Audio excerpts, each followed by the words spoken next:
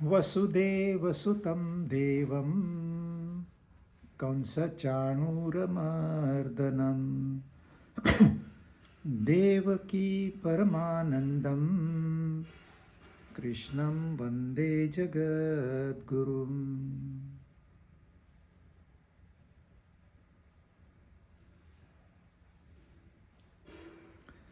10वां अध्याय 21वां श्लोक हमने किया था। और जैसे मैंने बताया था, ये विभूति योग है 10वां अध्याय। अर्जुन ने कहा है मुझे विस्तार से विभूतियां बताओ, लेकिन भगवान कहते हैं मैं संक्षिप्त में बताऊंगा। और फिर भी 82 बताई, लेकिन 82,82 करोड़ विभूतियां भी हो सकती है। तो विभूति वो है जहां मन जाए वहां परमात्मा नजर आए, इसलिए इस अध्याय का महत्व है। अन्यथा विभूतियां तो हमें वैसे ही पता है, परंतु इन विभूतियों के पीछे कुछ कारण है। उस जमाने में जहां जहां मन दौड़ता था वे वस्तुएं आज नहीं है। अब जमाना बदल चुका है। अभी हमारा ध्यान कहाँ जाता है? मोबाइल में, न्यूज़पेपर में। लेकिन उस जमाने में ये सारी चीजें नहीं थी। तो आध्यात्मिक बातों में, कहानियों में या नेचर में, पेड़ हो गया, चंद्रमा हो गया, तारे हो गए, यहाँ इंसान का ध्यान जाता था। तो वहाँ वहाँ उन्होंने बताया है कि मैं ही हूँ वहाँ पर, ये मेरी ही विभूति है, कृष्ण भगवान कहते हैं। अब ये जो 21वां श्लोक हमने किया था, आदित्यानाम अहम विष्णु, आदित्यों में मैं विष्णु हूं, ज्योतिषाम रविरंशुमान, जो प्रकाशमान है उनमें किरणों वाला सूर्य मैं हूं। मरीचि मरुताम अस्मि, मरुत यानी कि 49 प्रकार के विंड गॉड, और नक्षत्रों में चंद्रमा में हूं, जो रात को आसमान में तारे देखते हैं, जो निरीक्षण करते हैं। कुछ भी आप किसी भी ग्रह, किसी भी नक्षत्र का अभ्यास कर रहे हैं तो ध्यान चंद्रमा की ओर जाता ही जाता है। इसलिए वो कहते हैं चंद्रमा में हूं। लेकिन यहाँ आदित्यानाम अहम विष्णु जो है, ये आदिति के पुत्रों में जो 12 पुत्र है उनमें विष्णु में हूं। और ये जो मरुत कहे हैं, ये मरुत दिति के पुत्र है। अब ये कहानियां आती है भागवत में, लेकिन यहां रेफरेंस भागवत का उन्होंने, भागवत हालांकि लिखी गई बाद में है, लेकिन कहानियों का रेफरेंस गीता में आता है। तो कहानियां पहले थी। तो कहानी ऐसे है, विष्णु अपने क्षीर सागर में इस तरह विराजमान थे जैसे गर्भ में बालक रहता है। कोई टेंशन नहीं, टेम्परेचर बढ़ गया उसको कोई टेम्परेचर नहीं बढ़ता है, टेम्परेचर कम हो गया उसका कोई टेम्परेचर कम नहीं होता है, उसका टेम्परेचर कॉन्स्टेंटली मेंटेन रहता है, प्रेशर कॉन्स्टेंटली मेंटेन रहता है, खाना अपने आप मिलता है। वैसे विष्णु विराजमान थे और अकेले थे। तो विचार आया चलो एक के दो होते हैं। तो दो होने के लिए, निर्मिति के लिए कोई तो बहाना चाहिए। तो ब्रह्मा जी पैदा हुए उनके नाभि कमल से। अब ब्रह्मा जी का काम था प्रजा बढ़ाना। हमको लगता है प्रजा मतलब इंसानों को बढ़ाना। इंसान जिंदगी यहां धरती पर रह ही नहीं सकते जब तक दूसरे प्राणी और वनस्पति नहीं बनते। तो जब हम कहते हैं प्रजा को बढ़ाना है तो प्राणियों को बढ़ाना है, जलचर हो गए, थलचर हो गए, या आकाश में उड़ने वाले, इन सब का मनुष्यों के साथ डायरेक्ट संबंध है। अगर पेड़ नहीं है तो इंसान भी नहीं रह सकता यहां पर। तो प्रजा का बढ़ाना है मतलब इन सारी चीजों को एक साथ बढ़ाना है। तो प्रजापतियों की स्थापना हुई। दक्ष एक प्रजापति थे जिनकी एक पुत्री शिव भगवान को दी गई है। तो उनके पहले 11 पुत्र थे, लेकिन नारद जी ने उन 11 पुत्रों को संन्यास में लगा दिया, तो वो प्रजा नहीं बढ़ा सकते थे। फिर उन्हें बताया गया आप 60 पुत्रियां दीजिए ताकि प्रजा बढ़े। तो उनकी 60 पुत्रियां दी गई, जिसमें से 13 पुत्रियों ने कश्यप ऋषि को चुना। कश्यप ऋषि ये बहुत ही बुद्धिमान और हमेशा परमात्मा से जुड़े हुए ऋषि थे। तो 13 लड़कियों ने कश्यप ऋषि को चुना, वो कश्यप ऋषि की पत्नियां हो गई। अब 13 में से 11 ने तो बाकी सृष्टि में जो निर्माण चाहिए वो किया, और दिति ने दैत्यों का निर्माण किया और अदिति ने देवताओं को निर्माण किया। तो देवता और दैत्य, इनकी माएं अलग अलग है, परंतु पिता एक ही है। उस पिता के नाते दैत्य और देवता ये भाई हो गए, और उनकी माताएं आपस में बहनें हैं, दिति और अदिति बहनें हैं। तो अदिति ने जो 11 पुत्र पैदा किए वो देवता थे, लेकिन दैत्यों ने देवताओं पर विजय प्राप्त कर ली थी। इसलिए एक जमाना ऐसा था दैत्यों का अधिकार चलता था, और ये बहुत बार होता है संसार में। ये दैत्य और देवता ये खाली उस जमाने में थे ऐसे नहीं है, आज भी है। बहुत जगहों पर दैत्यों का राज आज भी है, जनता त्रस्त है। वैसे ही अदिति ने सोचा कि मेरे पुत्र देवता होने के बावजूद दैत्यों के अंडर में है। तो फिर उसने अपने पति कश्यप ऋषि से यह बात निकाली कि मुझे ऐसा पुत्र चाहिए जो दैत्यों पर विजय प्राप्त करे। तो कश्यप ऋषि ने उसे विधि बताई कि ये पहले तू परमात्मा की इस तरह से आराधना कर। तो उसने अदिति ने आराधना की पूरा 1 साल। तो फिर विष्णु भगवान प्रकट हुए, तो उसने कहा कि आप तो भगवान है, आप तो इम्पार्शियल है, परंतु मेरे पुत्र अभी रूल जो है वो दैत्यों का है, होना चाहिए देवताओं का, क्योंकि देवता सुपीरियर है उनसे। तो विष्णु भगवान ने कहा नहीं, आज वो सुपीरियर है तो उनका ही राज चलेगा, और देवताओं में अभी इतनी ताकत नहीं है कि वो दैत्यों को जीत सके। पर तूने तपस्या की है तो मैं ही तेरे गर्भ से जन्म लूंगा, तो तू अपने पति से बात कर, और जो गर्भ होगा उसमें मैं आ जाऊंगा। तो विष्णु स्वयं वामन के रूप में वहां अवतार लेते हैं, और फिर वामन बलि से 3 पग में सारी सृष्टि 3 पग में तीनों लोक लेके फिर देवताओं को वो प्रदान करते हैं।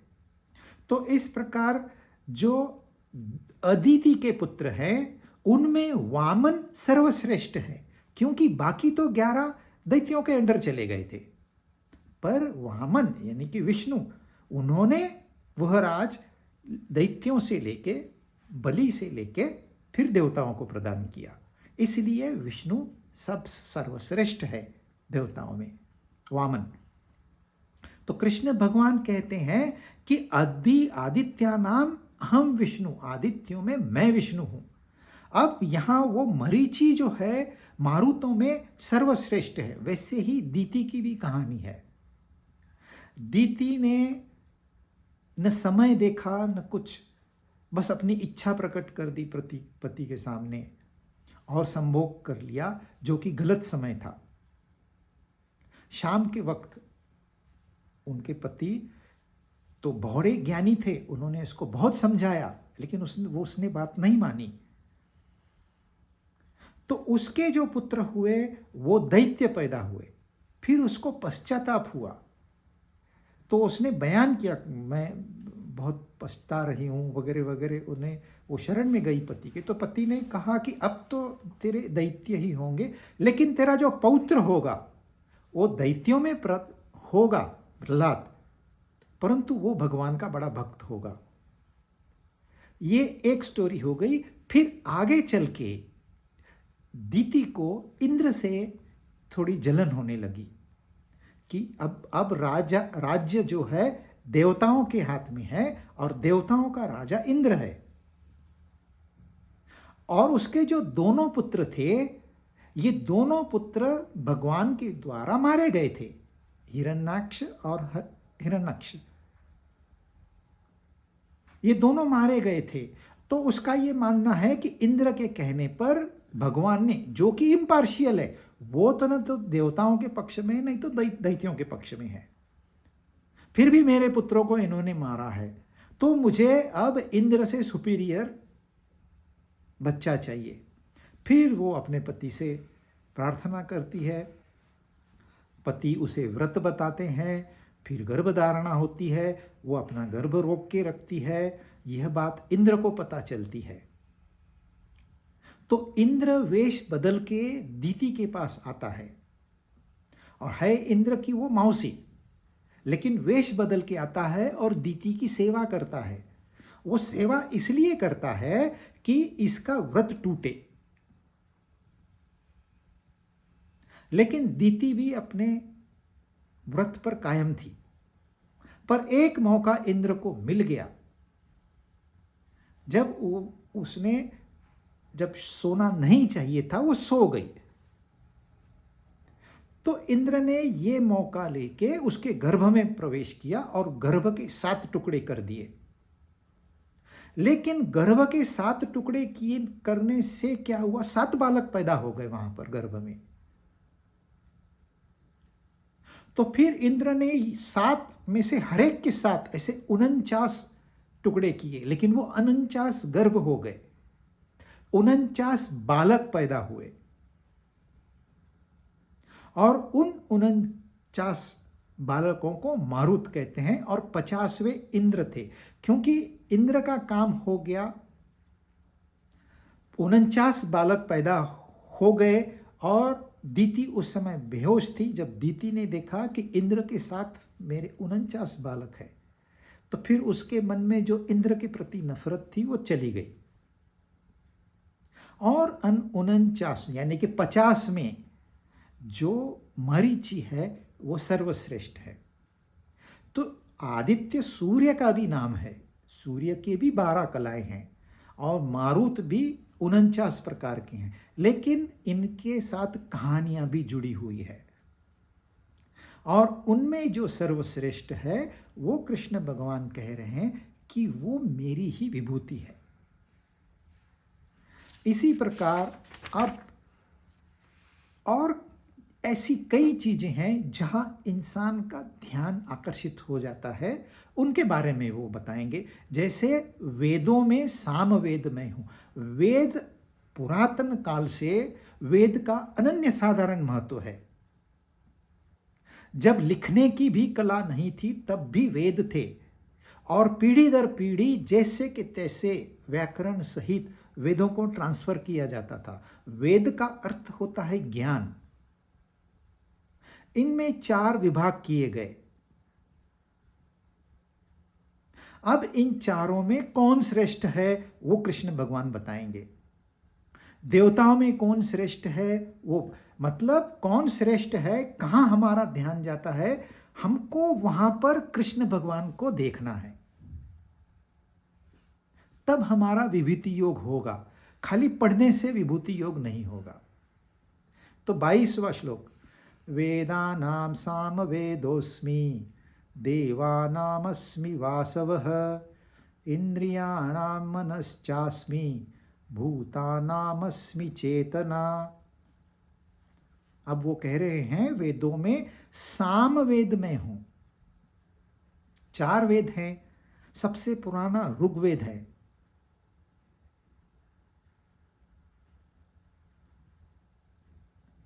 फिर यजुर्वेद है, फिर सामवेद है, फिर अथर्ववेद है। और इसमें से जो सामवेद है, इनके जो मंत्र हैं ये बहुत सुंदर तरीके से गाए जाते हैं।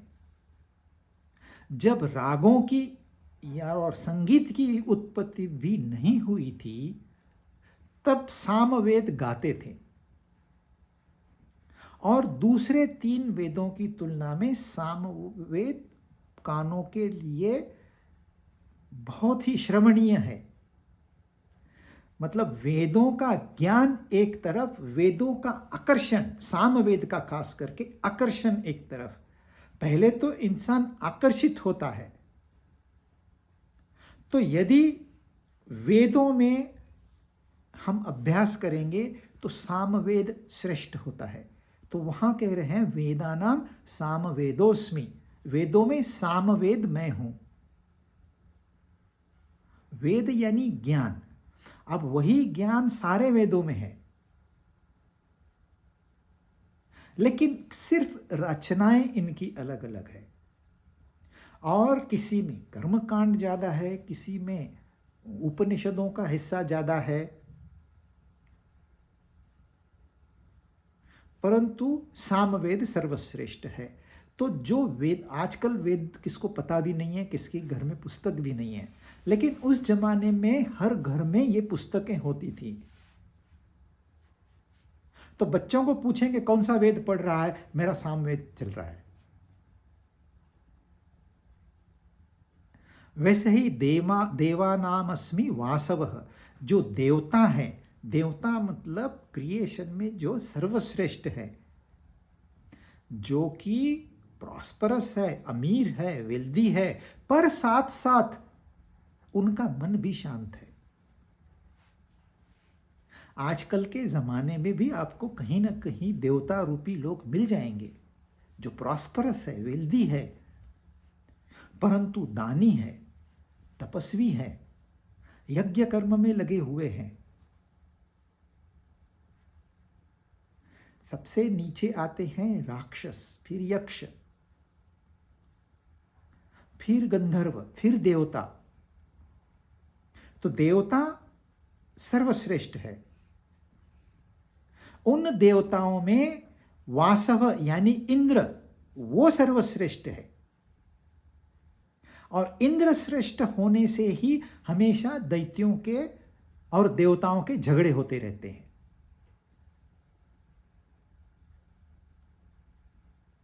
यदि हम आज के जमाने में देखें तो वेल्दी लोगों का अलग गुट होता है, जो बिलियनर्स क्लब अलग होता है, मिलियनर्स क्लब अलग होता है, आम लोग अलग होते हैं, जो गलत काम करते हैं उनका ग्रुप अलग रहता है। तो इन्हीं ग्रुपों को अलग अलग नाम दिए हैं। जैसे जो आर्टिस्ट, म्यूजिशियन है, गीत लिखने वाले हैं, जो हमेशा टीवी पे आते हैं, जिनका काम है मनोरंजन करना और मनोरंजन के साथ ज्ञान भी बांटना, उनको गंधर्व कहते हैं। जो बुरा काम करते हैं वे यक्ष और राक्षस में आते हैं। यक्ष थोड़े सुपीरियर, यक्ष खाली धन कमाते हैं और उसको होर्डिंग करते हैं।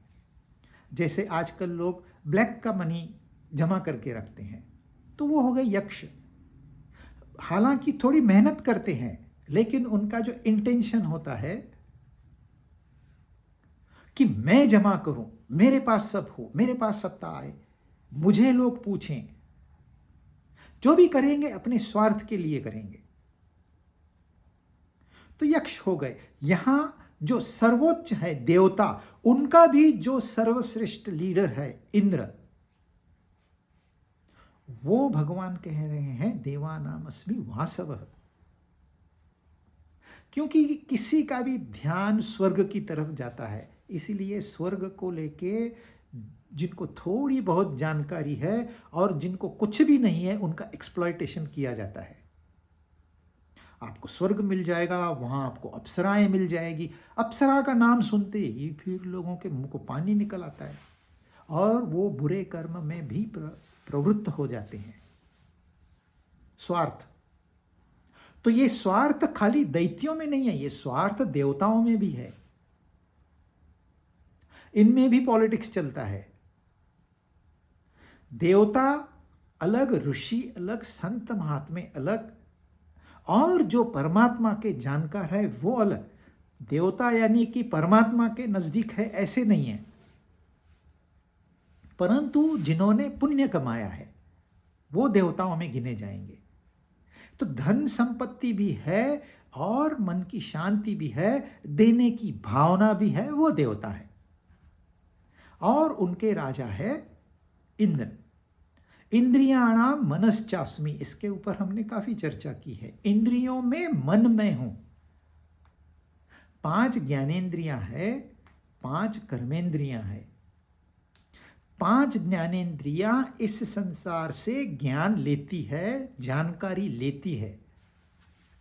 जैसे आंखों के माध्यम से रंग रूप हमारे अंदर आता है, वो अंदर आता है, कहाँ आता है? मन में आता है। कानों से हम ध्वनि को मन में भेजते हैं। कान खाली मीडियम है। कान में ध्वनि आएगी, वहाँ पर्दा है, वो वाइब्रेट होगा, फिर वहाँ से कोई इलेक्ट्रिक सिग्नल निकलेगा, वो एक जगह पे जाएगा, एक वो केमिकल निर्माण करेगा, फिर वो केमिकल इवैपोरेट होगा, तब जाके मन में वो ध्वनि रजिस्टर होगी। यदि मन कान के साथ नहीं है तो सुनाई नहीं देगा। यदि मन आंख के साथ नहीं है तो दिखाई नहीं देगा। घर में किसी प्रिय व्यक्ति की अचानक मृत्यु हो गई तो सब कुछ बंद हो जाता है अपने आप, क्योंकि मन और कहीं फंस गया है। अब वो अलग प्रकार के विचारों को प्रोसेस कर रहा है। तो ये आंख, कान, नाक, जिह्वा, खाना भी उसको अच्छा नहीं लगता है। अरे तेरे पसंद की सब्जी बनाई है, तेरे पसंद का हलवा बनाया, नहीं खाएगा वो, क्योंकि मन जुबान के साथ है ही नहीं, मन और कहीं है। और यही मन फिर कर्मेंद्रियों से कर्म भी करवा लेता है। पैरों को कहेगा चल, हाथों को कहेगा कर उद्योग, जिह्वा को जो बोलने का इंस्ट्रूमेंट है उसके थ्रू बड़बड़ करते रहेगा, जननेंद्रिय को काम में लगा देगा। तो यही मन एक तरफ से ज्ञान लेता है, दूसरी तरफ से कृति करता है, पर स्वयं नहीं, वो इंद्रियों को यूज करता है, वो इंद्रियों का राजा है। तो वह भी इंद्र ही है। इंद्रियां यदि देवता है तो मन इंद्रदेव है।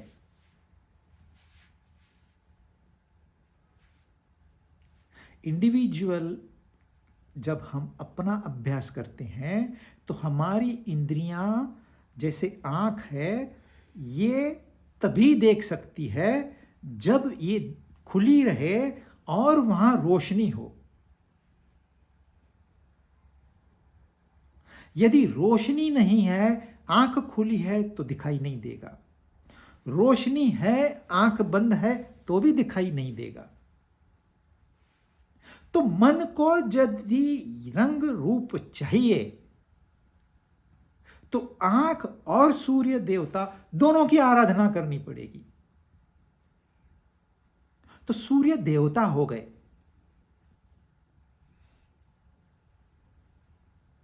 त्वचा के लिए स्पर्श करने के लिए वायु की आवश्यकता है,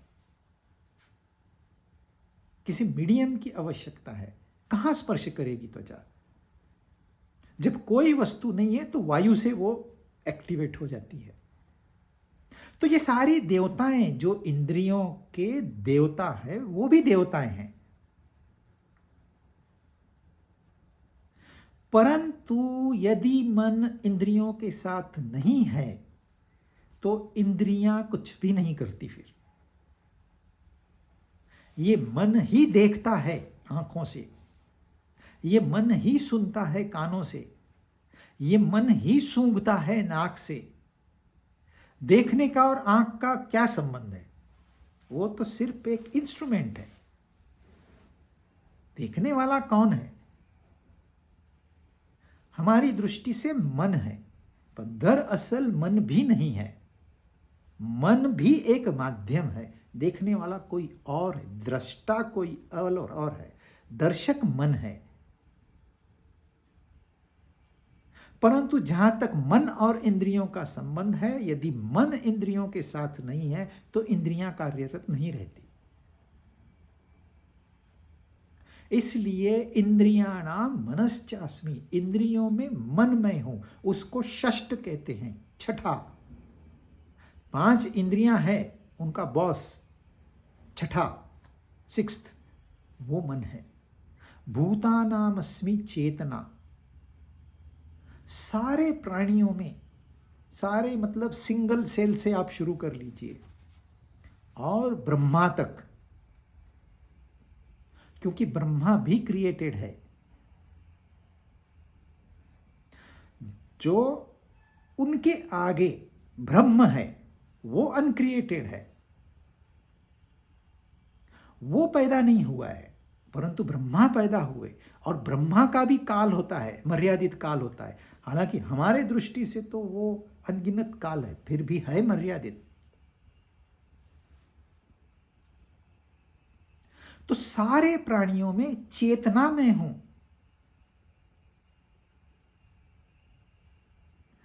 मैं बात करता हूं, मैं इंस्ट्रक्शन देता हूं, आप अपनी उंगली नीचे ऊपर करिए।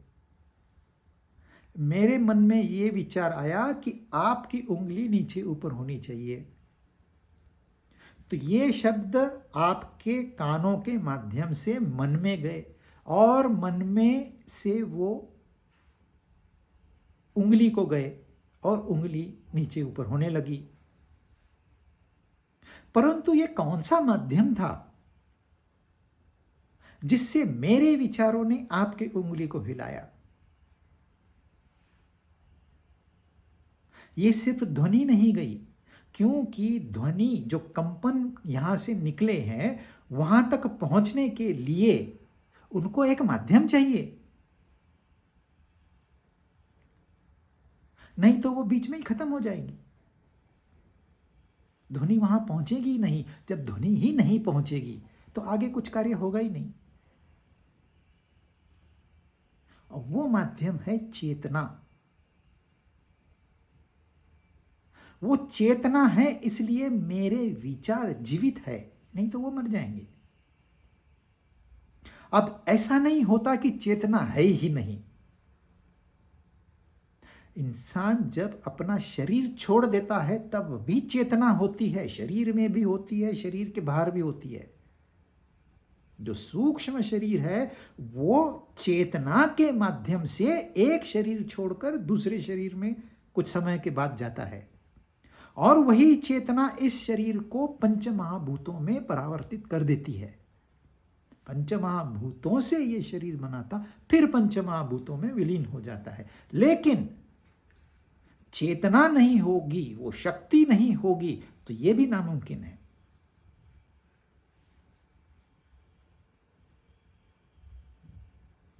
तो जो भी जीव, यदि कोई है, यदि कोई आपको हिलती डुलती चीज दिखती है, पौधा निकल रहा है, फूल खिल रहा है, तो बगैर चेतना के ये नामुमकिन है।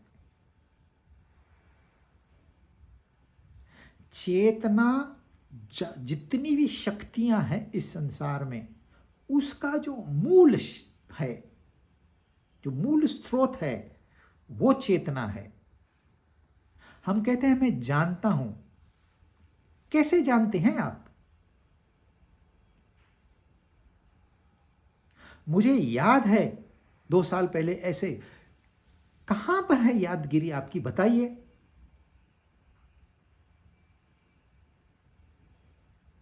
जो सूक्ष्म बातें हैं बताई नहीं जा सकती, ऐसे ही चेतना सूक्ष्मात सूक्ष्मतरम है, सूक्ष्म से भी अति सूक्ष्म है, इसलिए वो बताई नहीं जा सकती, देख नहीं सकते, सुन नहीं सकते, सूंघ नहीं सकते, इतना कि विचारों में भी नहीं पकड़ सकते। जहां इंद्रियां नहीं पहुंच सकती, मन नहीं पहुंच सकता, बुद्धि भी नहीं पहुंच सकती, वहां वो है। और उसी के आधार पर ये इंद्रियां, मन, बुद्धि कार्यरत रहते हैं। तो यदि हम हैं तो वो चेतना है, नहीं तो हमारी निर्मित नामुमकिन थी। हम पैदा ही नहीं होते, क्योंकि पैदा होने के लिए हमने किया क्या? तो भूतानाम चेत, वह जो चेतना है, प्योर कॉन्शियसनेस, अनकंडीशनड कॉन्शियसनेस, जो हमारे विचार है, ये कंडीशनड कॉन्शियसनेस है। ये चेतना और विचार दोनों का कॉम्बिनेशन है। ये चेतना और 3 शरीर, कारण शरीर, सूक्ष्म शरीर और स्थूल शरीर, इनको मिला के हम है, प्राणी है, भूत है। और जो ये तीनों है, ये संसार से जुड़े हुए हैं, ये संसार की निर्मित है, ये जड़ है, ये चेतन नहीं है। इसलिए इन जड़ का आकर्षण जड़ में होता है और चेतन का आकर्षण चेतन में होता है। कैसे पता? हर प्राणी को आनंद चाहिए, क्योंकि वो चेतन का स्वभाव है। हर प्राणी को शांति चाहिए। कौन सी शांति? जो गर्भ में अनुभव की थी। हमें ये मालूम है, हमने अनुभव की हुई है वो शांति। अब वो नहीं है, वो परमात्मा की है। जब तक हम परमात्मा में विलीन नहीं होंगे, तब तक उसका पूरा अनुभव नहीं आएगा। परंतु जानकारी तो है हमें, जो हमारा चेतन तत्व है वो चेतना की तरफ, और जो जड़ है वो जड़ की तरफ जाएगा। तो यदि शरीर, इंद्रियां, मन, बुद्धि ये संसार में दौड़ते हैं, तो इसमें अचरज वाली कोई बात नहीं है, और इनका दमन भी नहीं करना।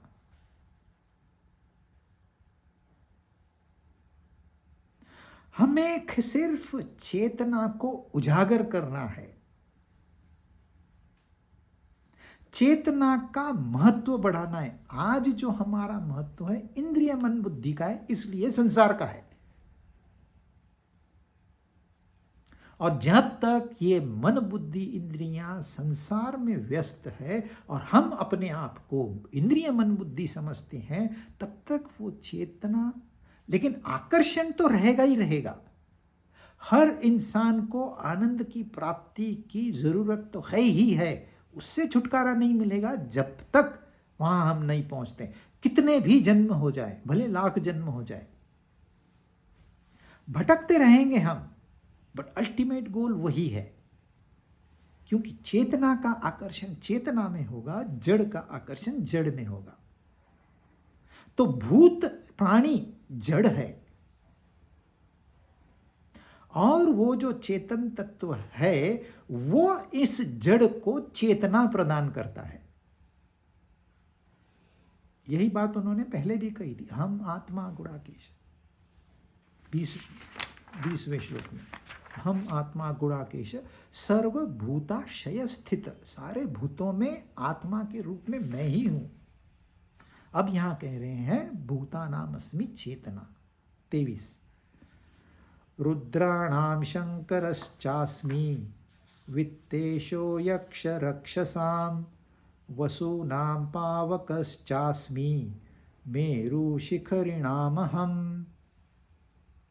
रुद्रों में शंकर मैं हूं,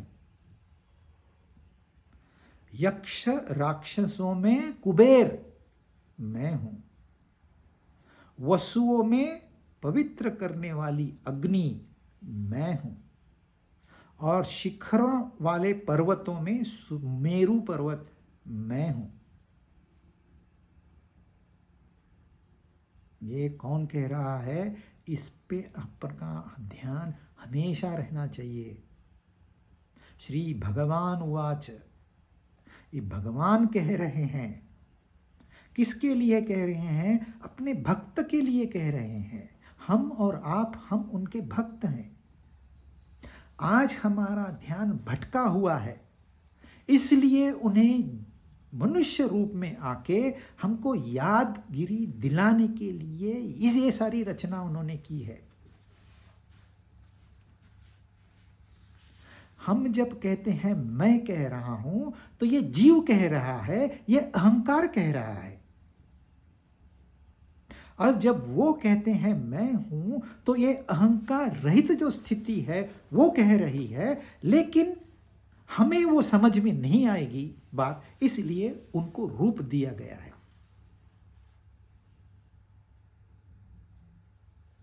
for the sake of our convenience. तो ये रुद्र कौन है? त्रयंबकम, शंकर, ये सारे नाम आपने सुने होंगे। तो 11 प्रकार के रुद्र हैं। 11 देवताएं हैं ऐसी जिनको क्या काम दिया गया है? संहार करने का काम दिया गया है। ब्रह्मा जी को निर्मिति का काम दिया गया है और रुद्रों को संहार का काम दिया गया है। निर्मिति तो हो गई, अब हम हैं, हमारी निर्मिति तो हो गई, ब्रह्मा का तो काम खत्म हो गया। अब शिव का काम कब होगा ये तो हमें नहीं पता, लेकिन बीच का जो काल है वो तो हमारा पालन पोषण होना चाहिए। हवा हम लेते हैं, ऑक्सीजन, इसका हमको सोर्स कायम स्वरूपी हमारे नाक के पास में ऑक्सीजन होनी चाहिए। थोड़ी थोड़े 2-4 घंटों में हमको प्यास लगती है, तो पानी का हमारे पास नज़दीक एक सोर्स होना चाहिए, भोजन होना चाहिए। भोजन की भी पूरी व्यवस्था होनी चाहिए। कितनी हमारी उम्र है उतने साल की व्यवस्था होनी चाहिए। ये कौन करता है? जब निर्मिति हुई, पहले भोजन की निर्मिति हुई, फिर हमारी निर्मिति हुई। यदि भोजन की निर्मिति नहीं होती और हमारी निर्मिति होती तो हम जीते कैसे? कितना देर आप अपनी सांस रोक के रख सकते हैं? कुछ सेकंड, कुछ मिनट।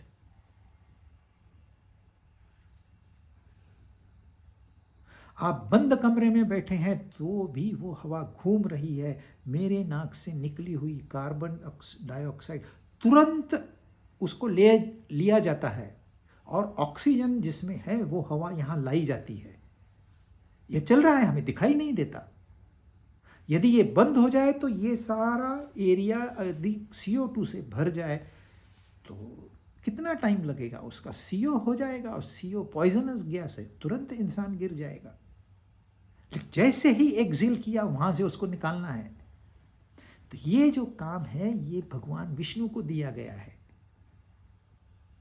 इसलिए भगवान विष्णु का कार्य सबसे महत्वपूर्ण है। हाँ, क्योंकि हमको जीना है।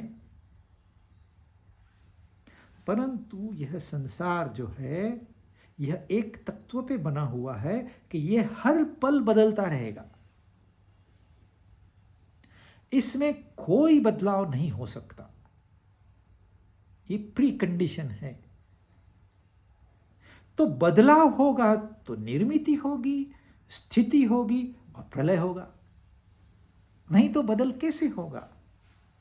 सुबह ही सुबह है, दोपहर आ ही नहीं रही, तो बदल कैसे होगा? नहीं, सुबह आएगी तो चली भी जाएगी, दोपहर आएगी तो चली भी जाएगी, रात आएगी तो चली भी जाएगी। बालक कोई हमेशा के लिए बालक नहीं रहेगा, एक न एक दिन बूढ़ा होगा ही होगा। और हर रोज परिवर्तन हो रहा है, हर पल परिवर्तन हो रहा है, हर पल जन्म हो रहा है, हर पल मृत्यु हो रही है। तो ये दोनों बड़े महान कार्य है। जन्म भी होना है, मृत्यु भी होनी है और हर पल होना है। तो ये किसी सामान्य इंसान का काम नहीं है। इसके लिए तो दैवी शक्ति ही होनी चाहिए। तो वो दैवी शक्ति को कहा गया है शिव, रुद्र। और उनमें जो 11 रुद्र है, उनमें जो शिव है, जो शंकर है, ये बड़े भोले हैं, बड़े दयालु हैं। इनका दूसरा नाम भोलेनाथ है। चौथा नाम महादेव है। और ये अपने भक्तों पे असीम कृपा करते हैं। कैसे कैसे वरदान लोगों ने शिव से मांगे हैं, लेकिन शिव ने उनके भक्तों को भी मना नहीं किया। रावण सबसे बड़ा शिव भक्त था, और ऐसा शिव भक्त था, एक कमल कम पड़ गया तो उसने अपना शीश उतार के चढ़ा दिया, ऐसा भक्त था।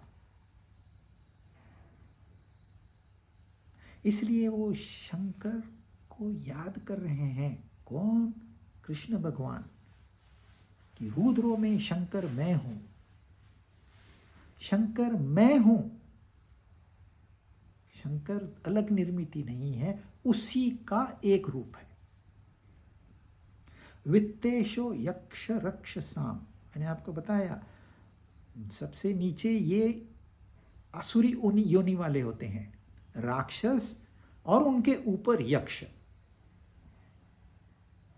और जब आप उनके चित्र देखोगे तो उनके चेहरे डरावने होते हैं, काले भद्दे, कम हाइट वाले। जो देवता होते हैं बड़े स्मार्ट हैंडसम होते हैं, अट्रैक्टिव पर्सनैलिटी होती है, लेकिन ये अगली होते हैं, कुरूप होते हैं। क्यों?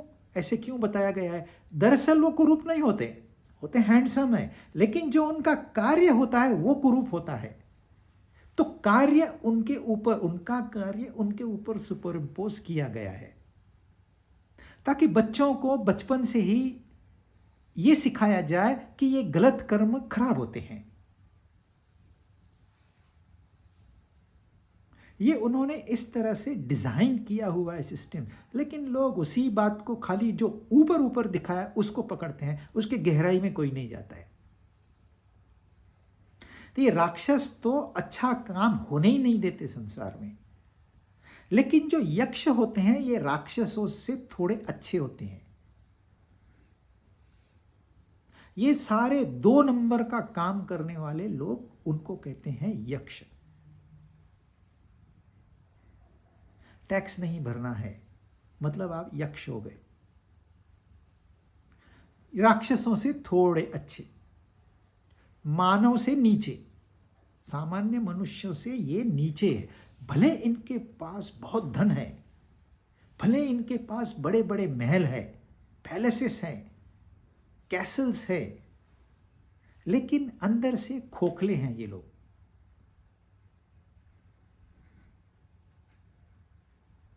तो जो वित्तेश है, वित्त यानी कि धन, ईश मतलब उनका लॉर्ड, जो धन का लॉर्ड ऑफ वेल्थ जो है वो वित्तेश है।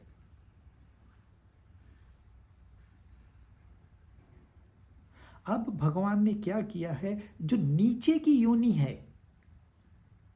पहले उन्होंने जो दिति के पुत्र थे 49, उनमें अपना संबंध जोड़ा है, और अदिति के पुत्रों से भी जोड़ा है, वेदों से भी जोड़ा है,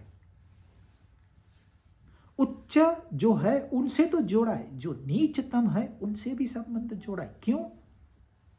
क्योंकि भगवान इम्पार्शियल है, वो सिर्फ चेतना प्रदान करते हैं, आपके कर्मों से उनका कोई लेना देना नहीं है। जो राक्षस योनि के या यक्ष योनि के लोग हैं, उसमें जो मोस्ट सुपीरियर है, जिसके पास दुनिया का सबसे ज्यादा धन है, परंतु अंदर में अशांति है, जिसके पास बहुत धन है और शांति है, वो लक्ष्मी का उपासक हो गया। जिसके पास धन है और शांति नहीं है, वो यक्ष हो गया। उसमें वित्तेश जो है, ये रावण का भाई था, उसके पास इतना धन था कि वो सारी दुनिया खरीद सकता था। उनके इसमें सबसे सुपीरियर वो कृष्ण भगवान कह रहे हैं मैं हूं, क्योंकि उनका डायरेक्ट किसी के साथ संबंध नहीं, वो तो शुद्ध चेतना है। जैसे उन्होंने कहा सर्वभूतानाम चेतनमस्मि, उन वो सिर्फ चेतना है। तो यक्षों में भी किसकी चेतना है? उसी की चेतना है। आपके कर्म आपके पास है, उन कर्मों के फल भी आप ही के हैं, इसमें भगवान का कोई लेना देना नहीं है। जैसे आपके कर्म है वैसे आपका फल है। Both things belong to you, belong to me. इसमें उनका कोई संबंध नहीं है। इसलिए वो जो नीचे की योनियों में जो सुपीरियर है उसके साथ भी जोड़ रहे हैं। मतलब राजा है, राक्षसों का राजा मैं हूं, राक्षसी हुआ। सारे राक्षसों को चेतना तो वही प्रदान करते हैं। वो थोड़ी कहते हैं यार चोरी मत कर, तेरे को करनी है कर। फल तो वो उन्होंने कानून बना दिए हैं, कानून अपना काम करेंगे, भगवान उसमें दखल नहीं देंगे। वसु नाम पावका चस्मी, 8 प्रकार के वसु है। एक धरती है, धरती माता हम जिसको कहते हैं। दूसरा ध्रुव है, ध्रुव तारा जो कि कांस्टेंट होता है, बाकी तारों की स्थिति बदलती रहती है। सोम यानी कि चंद्रमा है, और हमारे 5 पंचमहाभूत, ये 8 प्रकार के वसु है। अब मान्यता ऐसी है कि ये जो तत्व है, इन 8 तत्वों से ये फिजिकल वर्ल्ड जो है बना हुआ है। तो इन वसुओं में जो अग्नि है, पावक जिसको कहते हैं, पावक यानी कि अग्नि, वो मैं हूं।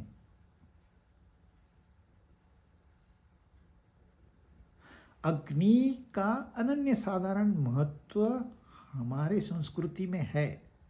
इसलिए यज्ञ जो करते हैं वहां अग्नि को प्रज्वलित करते हैं और फिर उसको आहुति देते हैं।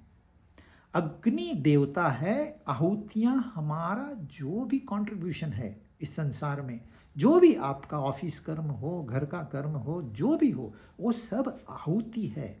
और अग्नि को आहुति देते हैं ताकि हमने जो कर्म किया वो गया, स्वाहा हो गया। अब उसमें से वापस नहीं लेना है हमने, अरे रे रे मैंने ये कर्म किया था, गलत था, मुझे वापस कर दो। नहीं नहीं, आपने कर्म कर दिया, आपने दे दिया, जो देना था आपने दे दिया, वो स्वाहा हो गया। अग्नि ने भस्म कर दिया उसको।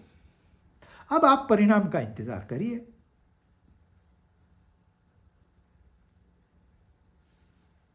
हिमालय में जब गुरु शिक्षा देते थे, ठंड में बच्चे बैठेंगे कैसे? तो एक कुंड जलाते थे। इसलिए यदि अग्नि नहीं है तो जीवन ही नहीं है, वहां पर आश्रम चलेगा कैसे? तो वो कुंड में अग्नि 24 घंटे जलनी चाहिए। वो बुझ गई तो ठंड में बीमार हो सकते हैं, कोई मर भी सकता है। -20 -30 डिग्री सेंटीग्रेड टेम्परेचर हो जाता है। तो इसलिए वसु नाम पावका चस्मी, मेरु शिखरी नाम हम। जो शिखर है, जो पर्वत है, जैसे कैलाश पर्वत हो गया, एवरेस्ट हो गया, नंदा खोट है, नंदा खाट है, ऐसे कई बड़े बड़े पर्वत है और ये शोभायमान है। यह पृथ्वी का ये आभूषण है। और इन पर्वतों की बड़ी देन है मानवता के लिए, प्राणियों के लिए, सारे जीवों के लिए। क्योंकि ये पर्वत नहीं होते तो वहां पानी इकट्ठा कौन करके रखता? ये पर्वतों का काम है। पानी इकट्ठा करके फिर धीरे धीरे वो छोड़ते हैं। तो पर्वतों का तो महत्व है। उसमें सबसे इंपॉर्टेंट जो है वो मेरु पर्वत है। मेरु ऐसा माना जाता है कि ये एक्सिस है धरती का। उस एक्सिस जो है उसकी ऊंचाई सबसे ज़्यादा है और उसके इर्द गिर्द ही यह धरती घूमते रहती है। तो उसका महत्व होने की वजह से वो कहते हैं शिखरों में मेरु मैं हूँ। और हर बड़े शहरों में, गांवों में, हर जगह पर छोटी मोटी पहाड़ियाँ होती ही होती है। जब पहाड़ी पे घूमने जाते हैं हम, पहाड़ी पे मंदिर होते हैं।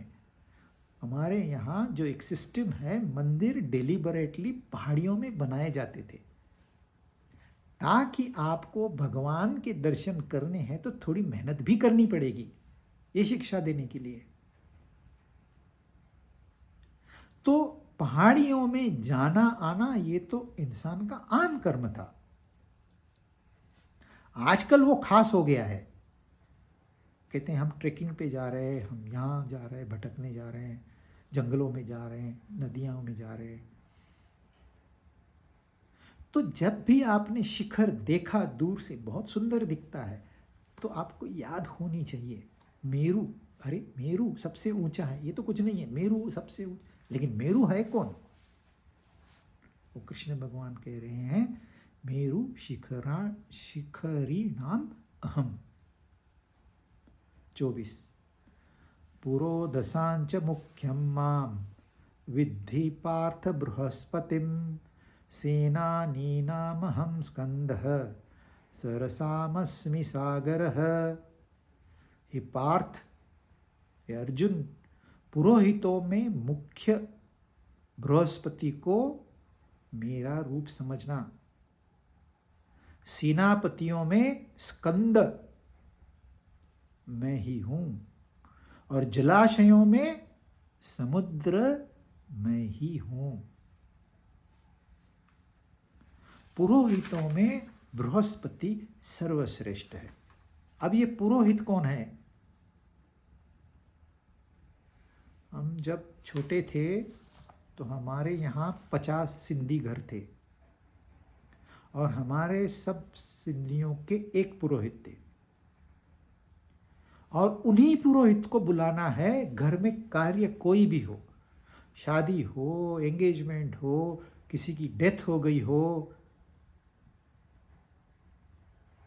जनेऊ डालने हैं, बहुत सारे, बच्चा पैदा हुआ, नामकरण करने हैं, आपको हर बार पुरोहित को इनवाइट करना है। ये कंपलसरी था और आज भी कई जगहों पे ये कंपल्शन है। तो जो बड़े बड़े लोग हैं, बड़े परिवार है, उनको तो अपना एक पुरोहित होता है। वो पुरोहित इसी परिवार से जुड़ा रहेगा, दूसरे परिवार के साथ नहीं जाएगा। लेकिन सबको ये मुमकिन नहीं है, इसलिए गांव का पुरोहित होता है या किसी इलाके का पुरोहित होता है या किसी समाज का, किसी कास्ट का पुरोहित होता है, लेकिन पुरोहित होता है सबके लिए। अब घर में मृत्यु हो गई, अब मृत्यु हो गई तो दिमाग काम करना बंद कर देता है। अब क्या करूं, कहाँ जाऊं, कैसे सब करूं, मुझे पता नहीं, कैसे सर्टिफिकेट बनाना है मुझे पता नहीं, इनको कैसे लेके जाना है, इसकी सामग्री कहाँ मिलेगी, क्या विधि करनी चाहिए, क्या पूजा करनी चाहिए, किसी को पता नहीं होता क्योंकि किसी ने तैयारी करके नहीं रखी है। तो हाँ, यहाँ पुरोहित बहुत महत्वपूर्ण है। तुरंत पुरोहित आ जाएंगे या उनको बुलाया लिया जाएगा, उनको मैसेज भेजा दिया जाएगा, भाई यहाँ ऐसी ऐसी मृत्यु हो गई, आप आइए। वो दौड़ के आएंगे, दौड़ के आएंगे, सांत्वना भी देंगे, तब कहेंगे भाई कौन कौन है, बेटा कौन है, तो उनको सब काम देंगे। बहू को बोलेंगे बेटी ये सामग्री जमा करो, तुरंत काम को लगा देंगे। आपने क्या करना है, विधि क्या करनी है, सब आपको बताएंगे वो। तो एक दृष्टि से आप यूं समझिए, आज के ज़माने में ये कंसल्टेंट है। जीवन में जब कोई कार्य करना होता है तो आपको किसी से कंसल्ट करना है। तो ये जो पुरोहित है ये कंसल्टेंट है। इनको कंसल्ट करके ही हमने कार्य करना है। पुरोहित कोई ऋषि मुनि नहीं होते, क्योंकि ऋषि मुनि रेयर है, वो हर जगह नहीं मिलेंगे आपको। इसलिए उन्होंने एक छोटा प्रोग्राम बनाया है जिसमें सारी विधियां मंत्रों के साथ में, शिक्षा के साथ में इनको शॉर्ट में दी जाती है। 6 महीने का कोर्स होता है वाराणसी में। 6 महीने में उनको बता दिया जाता है भाई कोई मृत्यु हो जाए तो आपको क्या करना है, कोई पैदा हो जाए तो आपको क्या करना है, जनियोई है तो क्या करना है, कौन से मंत्र बताने हैं, मंत्रों का अर्थ क्या है, इतना उनको प्रिपेयर कर देते हैं। तो हमने तो वेदों का अध्ययन किया नहीं है, तो हमें तो जानकारी है नहीं क्या करना है। भाई पुरोहित को फोन करो, क्योंकि संत महात्मे है नहीं है, उनके उपलब्ध है, कहाँ उनको ढूंढेंगे। पुरोहित को बुलाओ, क्यों पुरोहित उनका ही काम करेंगे।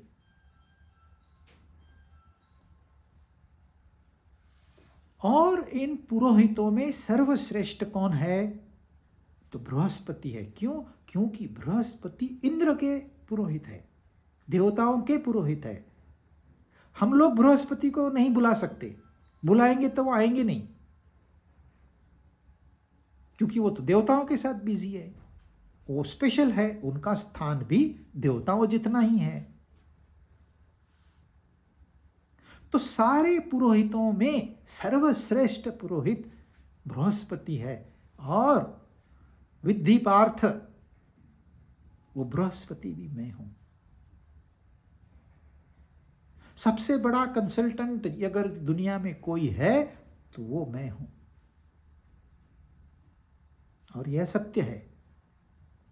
यह आपको एग्जाम करना है, अल्टीमेटली कंक्लूजन निकाल। देखो साधना हमको करनी है। उन्होंने कह दिया बृहस्पति हूं, मैं हूं सारे पुरोहितों में, हमने भी जान लिया हाँ सारे पुरोहितों में। अरे आजकल पुरोहित है कहाँ, कौन मानता है, तो हमारे लिए इसका कोई महत्व नहीं है। यदि हम साधक हैं, यदि हम गीता की साधना कर रहे हैं, तो हमें इसके ऊपर सोचना है, रिसर्च करना है, उसका मतलब समझना है। क्या हम बृहस्पति तक पहुंच सकते हैं? भगवान तो चलो दूर है, ऐसी क्या श्रेष्ठता थी बृहस्पति में? ये हमारी साधना है, और अपनी अपनी पर्सनल साधना होती है। मेरी साधना, आपकी साधना भिन्न होगी, परंतु ये हमको क्या कर रहे हैं, वो कुछ साधन प्रोवाइड कर रहे हैं। ये साधन से आप अपनी साधना करिए। ये नहीं जमता है, दूसरा साधन लीजिए, इससे साधना करिए, यह भी नहीं होता है, तीसरा। इन्होंने छोड़ा नहीं है। जितने प्रकार के लोग हैं उतनी प्रकार की साधनाएं गीता में आपको मिलेगी। हर एक के लिए साधना है। आप यू पिकअप, आपको जो अच्छा लगता है आप उठा लो। सेनानीनाम अहम स्कंद। स्कंद है कार्तिकेय, जो कि शिव के पुत्र है। उनके 6 मुख 12 हाथ थे।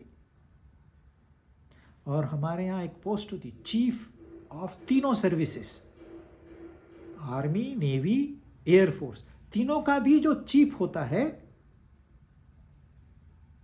वो स्थान कार्तिकेय को यानी स्कंद को प्राप्त था। मतलब वहां देवताओं की भी सेना थी, दैत्यों की भी सेना थी।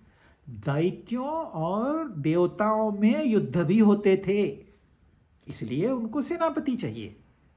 तो सेना, सबसे उच्च स्थान सेनापतियों में स्कंद का है, और वो मैं हूं।